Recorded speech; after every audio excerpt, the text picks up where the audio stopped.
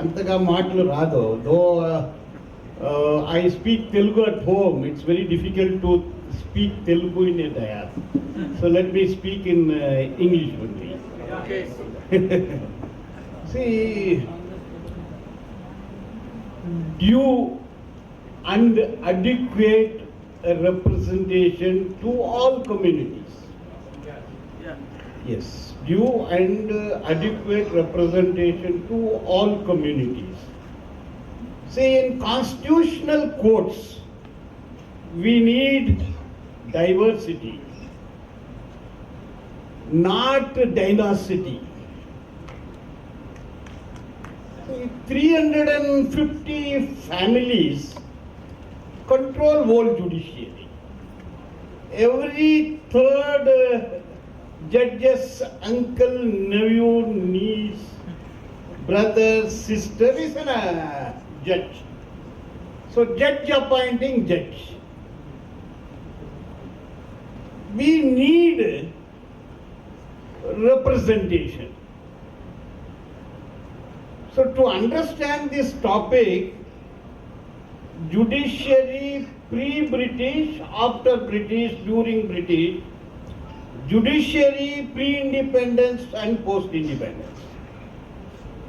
So Dr. Baba Sahib Ambedkar, in the first roundtable conference held between 12th November 1930 to 19th January 1931,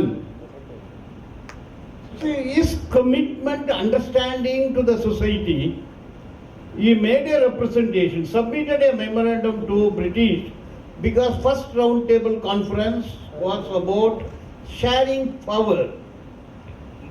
So in his wisdom, he said there are several communities and there must be a proportionate representation in judiciary, including constitutional courts, in judiciary, executive and legislature.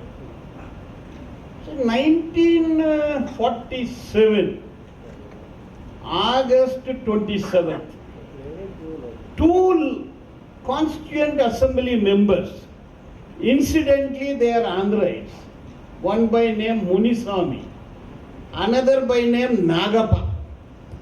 So this is within 15 days after independence. Both of them raised their voice. They said, so Britishers left India, but the power is transferred to a oligarchy. In the sense, power was transferred to Hindutva and Hindu Rashtra, they said. Now, there is constitutional reservation in executive as well as in legislature. How it works is a different issue altogether. But in judiciary, no such reservation. Article 124, appointment of Supreme Court judges. Article 217, appointment of High Court judges. See, 2018 to 2023, 632 High Court judges were appointed.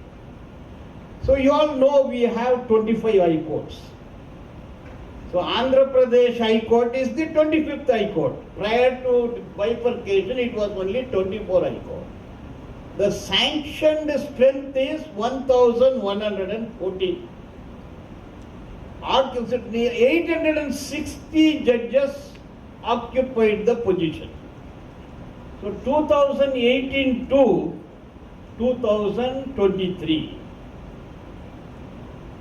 See, Dalits, SC, 17% population, they have only 3% representation. Only 23 judges are from SC community.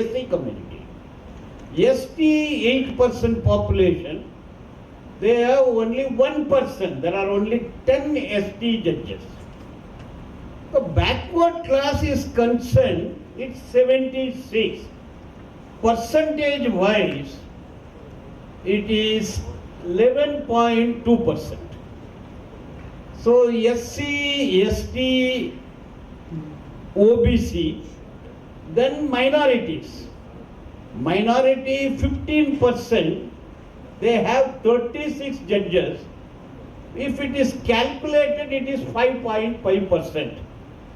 So all major communities put together, it's only 23%. So 77%, only 2, 3, 4 communities. One is Brahmins, another one is Baniya, third one is Rajput or Kashyapa. So this is the Kshatriya community. So 77%. So what we need is a representative democracy. Judiciary should be adequately represented by all communities. We need a representative judiciary, not a oligarchic judiciary. Oligarchic means few communities. Then if we look back, why this situation? See, before going to that, there were various committees. You read Karyamunda committee report in the year 2000. An MP, he was also a minister, he has submitted a report. If you go through with that report, he said, till 1993, then only 18 high courts. Out of 18 high courts, 12 high courts never had a judge from SC/ST. So 98, see, out of 18 high courts, 15 high courts never had a ST judge. So this was the situation. Then thereafter, Sudarshan Nachiyappa committee report. This was also based on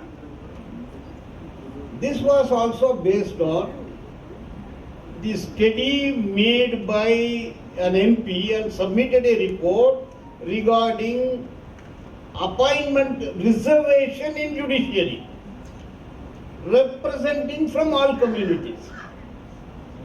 So there were committees. In 1993, a reported judgment called as Advocates on Record, Supreme Court Advocates on Record versus Union of India.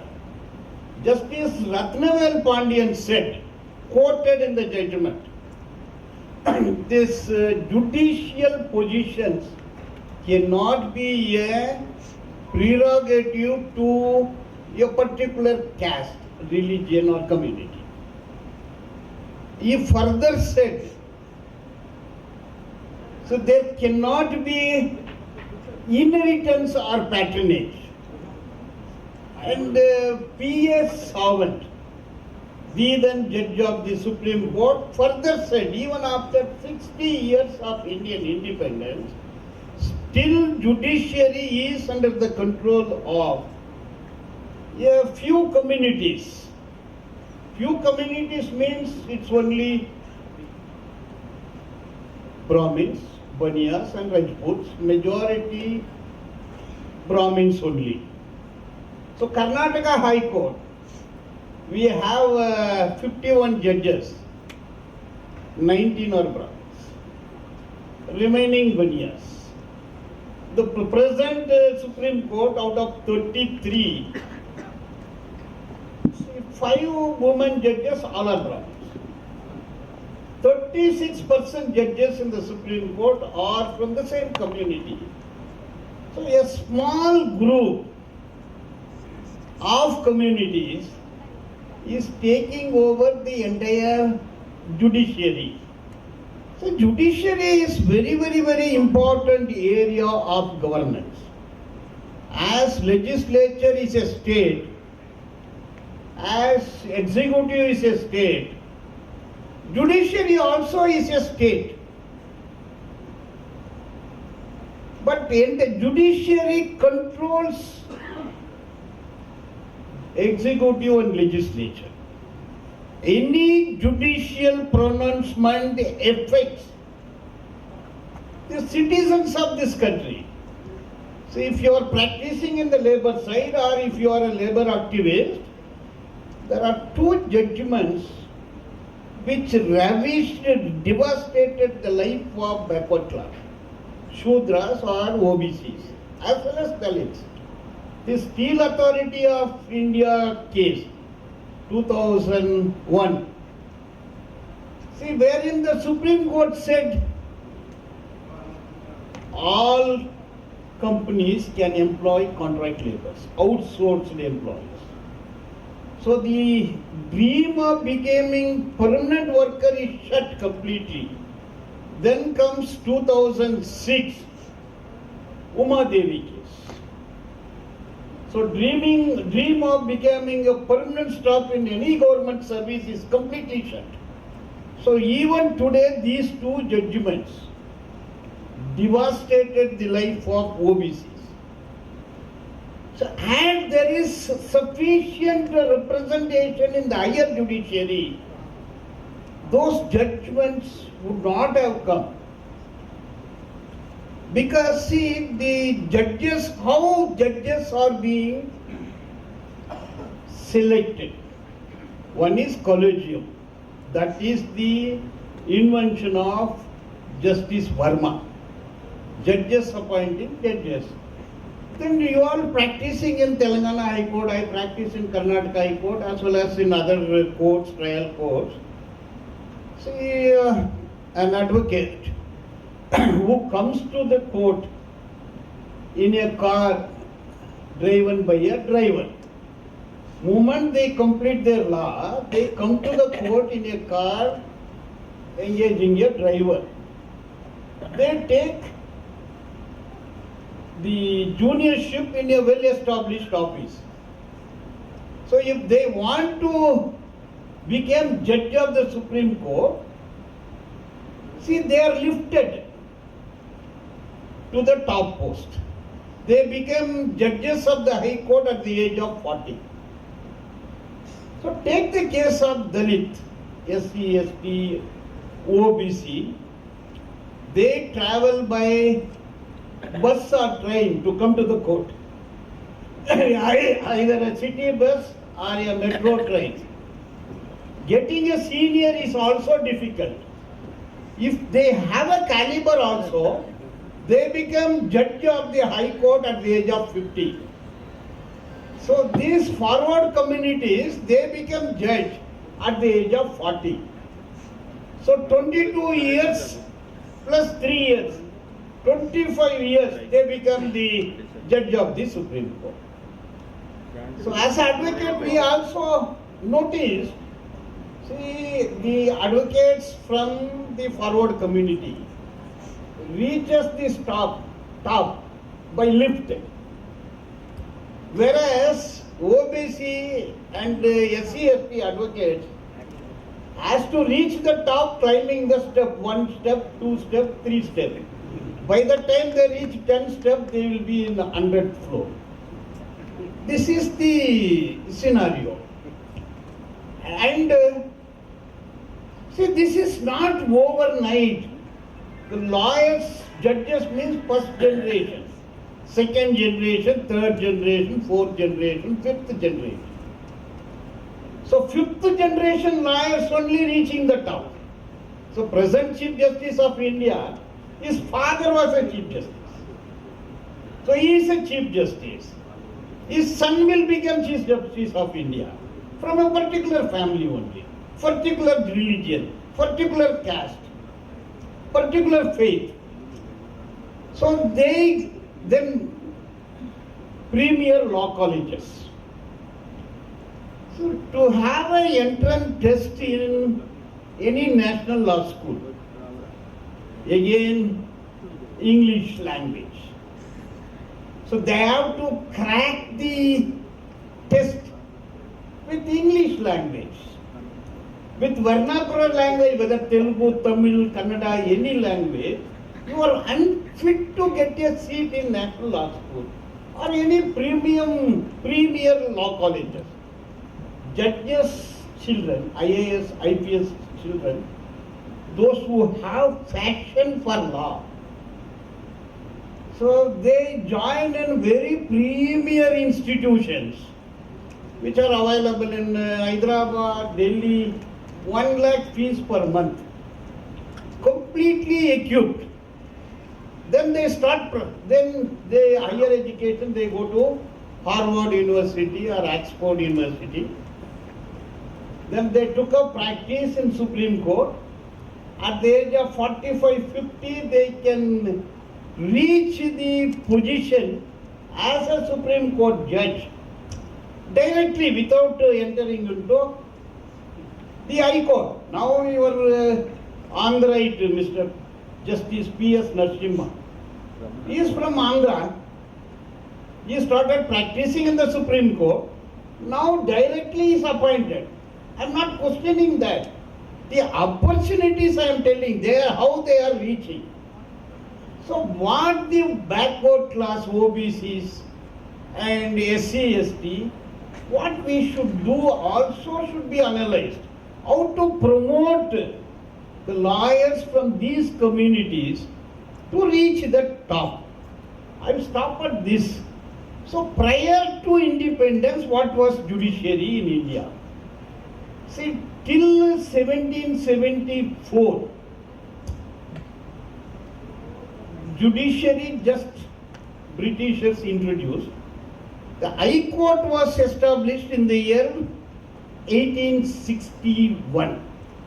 IPC 1860, this High Court, 1861 High Court was established.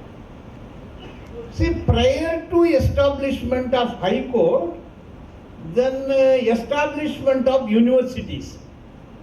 1857 Madras University, 1857 Calcutta University, 1857 Bombay University.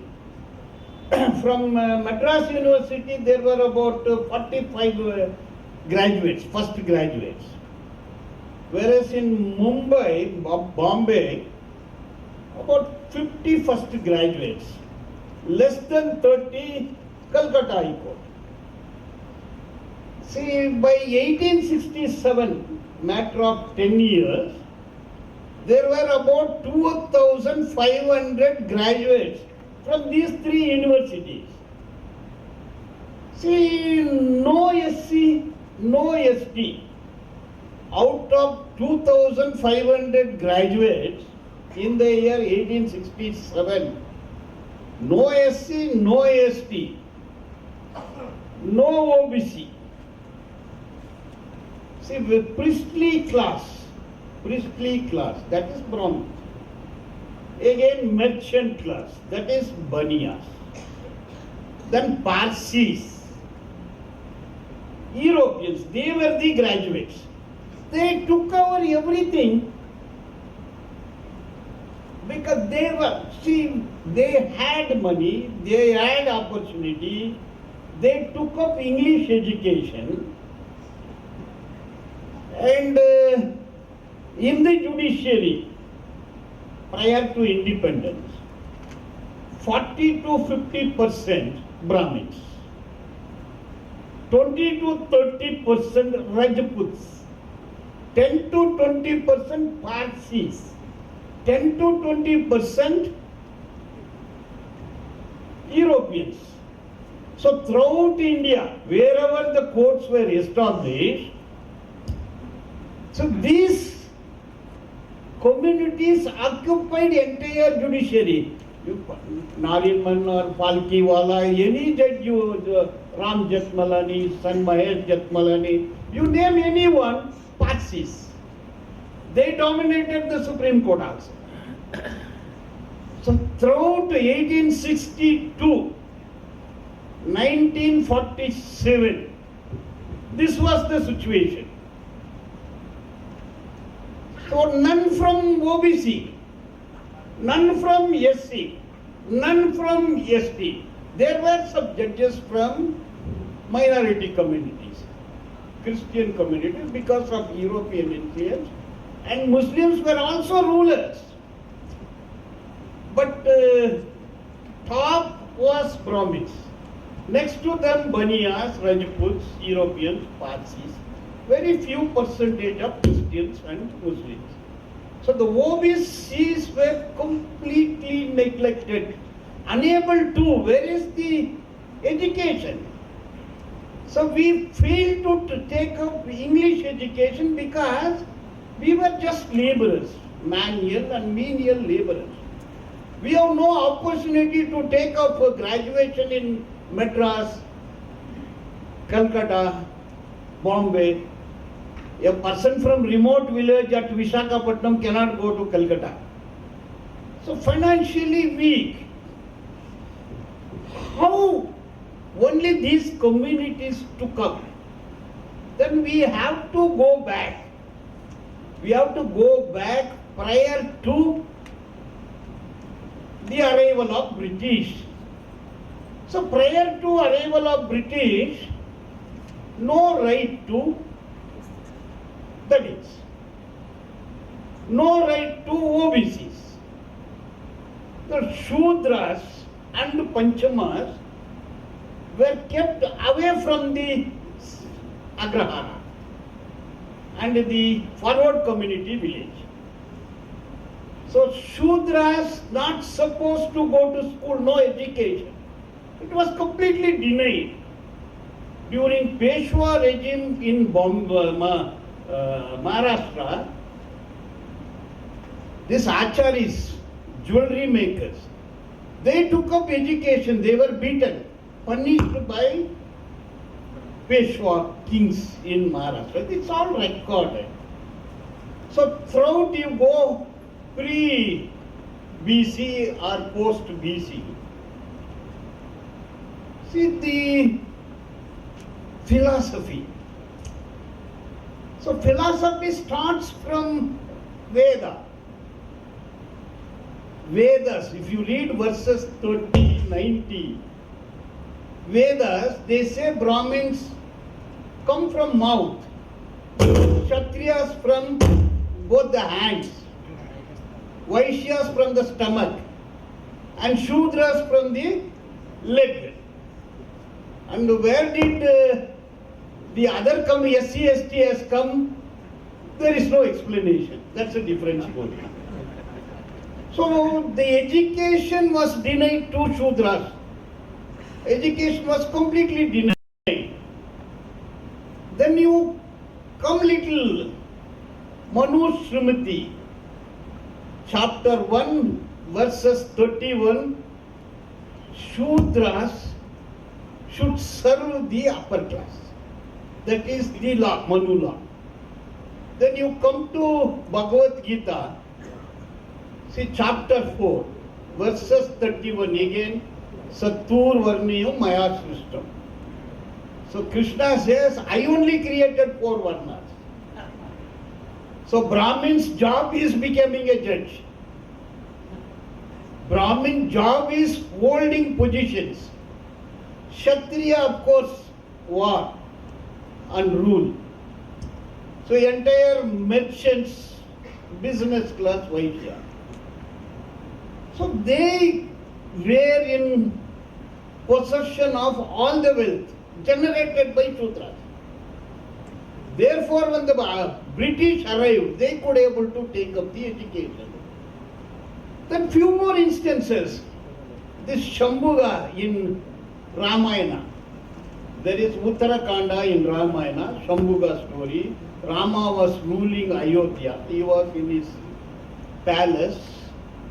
A Brahmin appeared before Rama in his court and he said, because of you my son died. Then they were discussing, he called the entire ministry, there were discussion. Then Narada was a rishi. He said, because a Shudra is under a tapas, he is reading Vedas. Therefore, in Treta Yuga, a Shudra is not supposed to do tapas or read Vedas. Because he is doing that, Brahmin son is died. Then they all go in search of Sambhuga, and he was hung in a tree and he was doing penance, austerities. Then Rama introduces himself, I am Rama, I am son of Dasratha, I am king of Ayodhya. Don't lie, tell me what is your caste. Then Shambhuga says, see, with this body I want to go to the heaven. I want to go to the God. I will not lie. I am a low caste. I am a Shudra. So he takes up a bird studded with all precious stones, diamond, ruby, everything. He cut his head. So that the gods in the heaven, they congratulated Rama and he was blessed. So what is the story that it gives? Shudras are not supposed to worship, are not supposed to read and understand anything. They should not want anything. This is another story. Then you might know what is Ekalaiva, Dronacharya, Arjuna's story. See, Ekalaiva learned archery and he excelled Arjuna. Dronacharya not supposed to teach archery to a Shudra. Finally, he learned by himself. He wanted Guru Dakshana. Then his right thumb was cut as a Guru Dakshana, disabling him from practicing archery. See, all these philosophies, right from Veda, Upanishad, Ramayana, Mahabharata, Manu, all philosophy says Shudras and Dalits are not entitled for anything other than manual and menial labor. So this was the situation in this country prior to the arrival of the British. So when they arrived and took over the rule, these communities were not hand in hand, they were hand in glove. So they took up. The British wanted them. That's how they took up the legal practice. In the year 1860, 1870, 1880, 1890, 1900, up to 1947, only these communities, they were controlling the entire judiciary. So all famous advocates in this country, either in Hyderabad or in Chennai, Mylapore advocates are known. So they are all from these communities only. Bombay advocates, Allahabad High Court advocates, from Kashmir to Kanyakumari, lower judiciary. Lower judiciary is completely under Brahmins. Most of them Brahmin judges. Now it is changed. It is changed after constitution because there is reservation in lower judiciary. Lower judiciary there is reservation. Therefore, we can see all community lawyers. See, when they are ripe for becoming High Court judge, in what happened in Chhattisgarh, 17 OBC judges, efficient judges.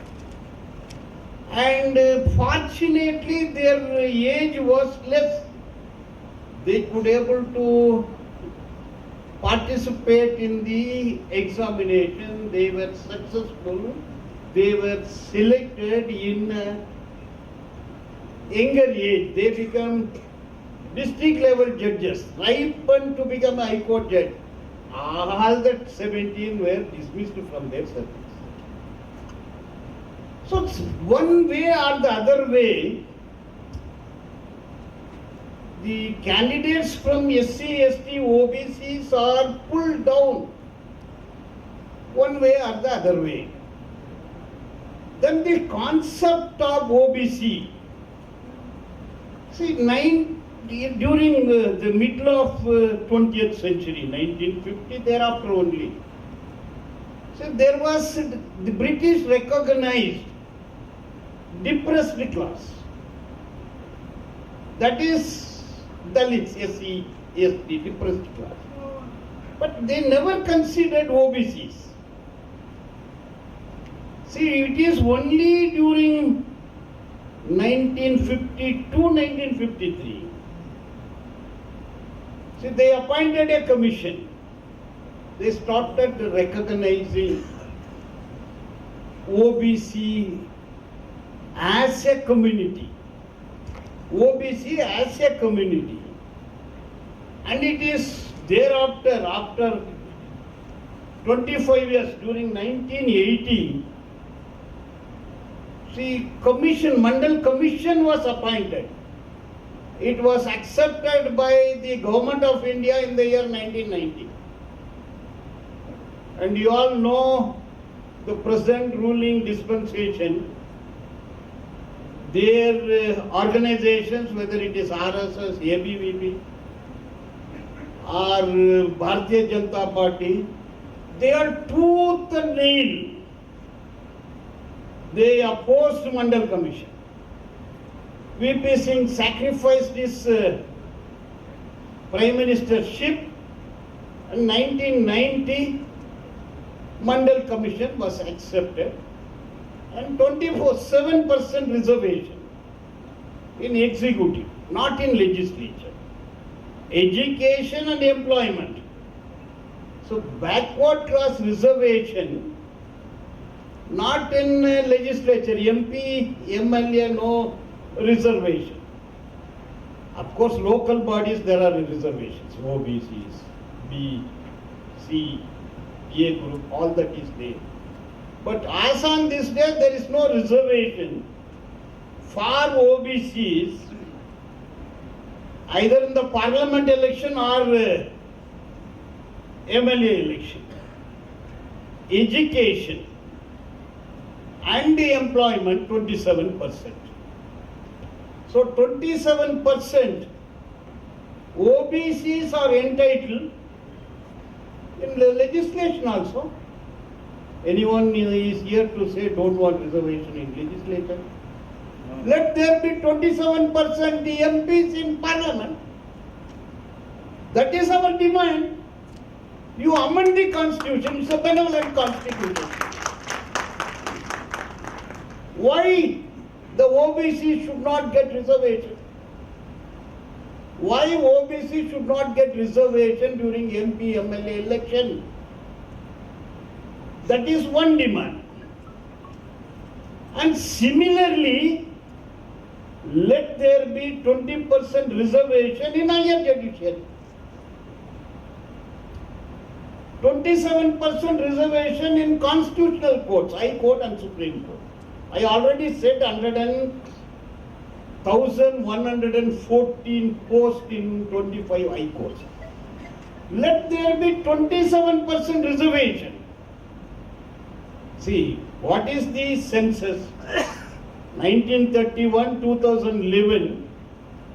See, 1931, it's authenticated census during British India. So 2011, it is not authenticated. It is an inference. 52% population of OBC. 50. And unofficially it is believed, inferred, that the population of OBC is 65%. Why the ruling dispensation is aversion towards census? India formation. See, a village formation in India is based on communities. Capital formation is based on communities. Capital formation is based on communities. Feudal formation is based on communities. Business formation is based on communities. If you go to Nellore or any place in Andhra Pradesh, anywhere in India except northeast. See, there is Agrahara where only Brahmin lives. Main village, upper caste lives.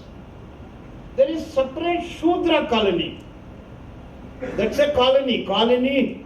British India is a colony. For every village, Shudras are one colony. That is Harijana colony, Girijana colony, Shudra colony. These are all colonies. And that is Agrahara. That is not a colony. That is supreme. That is Agrahara. Idu Uru.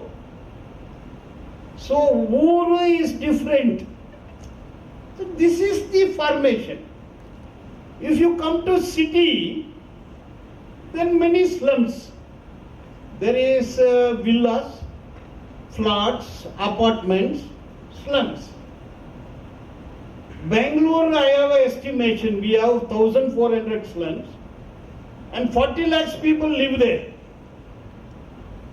who are all SC, ST, OBC. No forward community persons live in a slum.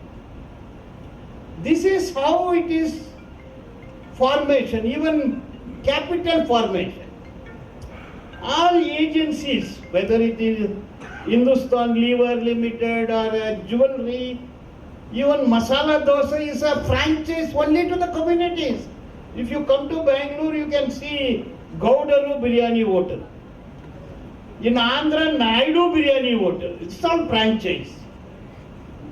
Devanagiri Benne Dosa. That is also no Pallar Biryani or Parayar Biryani. Madiga Biryani unda. Malodu Masala Dosa unda. Harijana Dosanu ledu, Girijana Idli no ledu, Shudredu Bonda Bajji kuda ledu. So this is how it is formed. This is how the capital is formed. Now the corporates.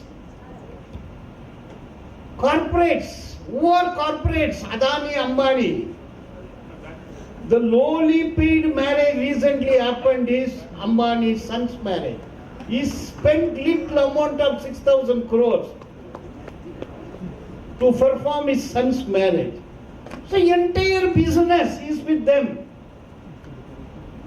Therefore, proportionate representation. This is the language used by Dr. Baba Sahib Ambedkar way back in 1930 and 31. He raises this in the second roundtable conference. He raises this in third roundtable conference. Before he was appointed as a drafting committee chairman, he submitted a memorandum, proportionate representation in governance. Therefore, what is wrong if we demand 52% reservation in higher judiciary? To OBCs, it's our right. It is not only constitutional right, not only legal right. It is OBC's birthright. It's a birthright. They born this country. Their rights are denied by your philosophy over a period of 3,000 years. You pushed them back. See, in the practice also now what's happening, any high court, whether it is Telangana High Court or Amravati High Court, Bangalore High Court, Madras, there are 30-40 courts who practice income tax, who practice constitution matters, who practice green belt matters, who practice civil matters. Quartal number 1 to 10, who dominate? Quartal number 11 to 20, who dominate? Quartal number 20 to 30, who dominate? Figure out who is dominating. Anyone is here constitutional matters, anyone is here income tax, anyone is here arbitration law making crores of rupees. So they are celebrity lawyers. And Supreme Court, if you go, there are many ATM lawyers. A court teller machine lawyer. See what happened Supreme Court? It's all dominated by Madhya Pradesh, Uttar Pradesh, Brahmins. Per appearance 2 lakhs. 1, 2, 3, 4, 5. Per appearance 2 lakhs. Huh? These lawyers 3 to 5 lakhs. 5 to 8 lakhs, 8 to 10 lakhs. This lawyer less than 15 lakhs he won't call. 5 cases per day, 5 into 50.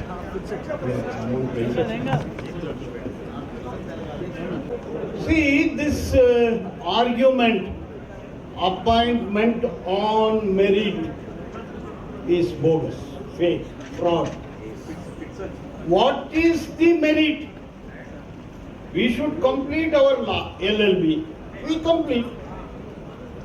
And we should have 10 years of experience. We have 10 years of experience, 20 years of experience. We should wear a block coat. We should have an office. We should have books. We should have clients. We should pay tax. In what way we are less than them? We have everything. Person who has not completed LLB cannot be a judge. Merit means LLB. And we have a special experience which they don't have. We know what is slum. We know what is hungry. We know what is poverty. We know what is suffering. We know what is queue. We know what is what. They don't know. The lawyers who complete their law come to the court in a bench car, engaging a chopper and claiming to the position. What does he know? We have special experience. That is most experience, most important. So SCs, STs, OBs are better equipped than the so-called privileged class, the so-called dynasty class, the so-called judges appointing judges. We have a better experience. Dr. Baba Sahib Ambedkar said, the person who is wearing the shoe alone knows where it bites. చొప్లి ఎవడు వేసుకుంటాడో వాడికే తెలుసు అది ఎక్కడ తింటే. You don't know where it bites because you don't wear shoe. Then how you can feel? The judges should feel. Judges should have consent to the society. It is not a post. See, it is not a post. 52% reservation to OBC, empowerment of entire OBC. You are dealing with Land Acquisition Act. You are dealing with Mining Act. You are dealing with tribals' life. You are dealing with peasants' right. You are dealing with workers' right. All is settled in the Supreme Court and High Court. So we need representation to understand the plight of this. Otherwise, corporate lawyer becoming judge, what happens? Then the pronouncement also becomes corporate. So this is our demand. The person who is merit means the person who understands what the plight of these people, they should become a judge. So we are entitled for 52% reservation in higher judiciary for OBC, 17% to SC, 8% to ST, 15% to minorities, Muslims, Christians. What remains is less than 10. You enjoy it. Brahmins you take 3%, Baniya take 3%, Rajput take 3%, not more than that. So now they are enjoying the position of backward class. That is not acceptable. That is not acceptable. But as per Karyamunda report, first law commission, 8th law commission, 11th law commission, judgment of Justice Ratnavel Pandian, judgment of Justice Sawant, and all these discussions, at least OBCs requires 27% reservation in constitutional courts, High Court and Supreme Court. Remaining 22.5% SC/ST. 49.5% reservation in higher judiciary. 40. And this convention is very unique. This type of convention I have never heard. In Karnataka or Tamil Nadu, I do travel a lot. No other state convention, OBC Advocates Convention, demanding reservation in higher judiciary. See, this is unique. Not only unique, this convention, this thought process is also significant. It is not to enjoy few judge posts for SC, ST, OBC. It's the empowerment of entire community based on proportional representation. So this will empower the backward class. This will empower backward class. So this igniting a land demanding reservation in higher judiciary in Telangana, particularly Hyderabad, is a great day. I feel very happy to be part of these programs. Thanks for patient hearing. Thank you.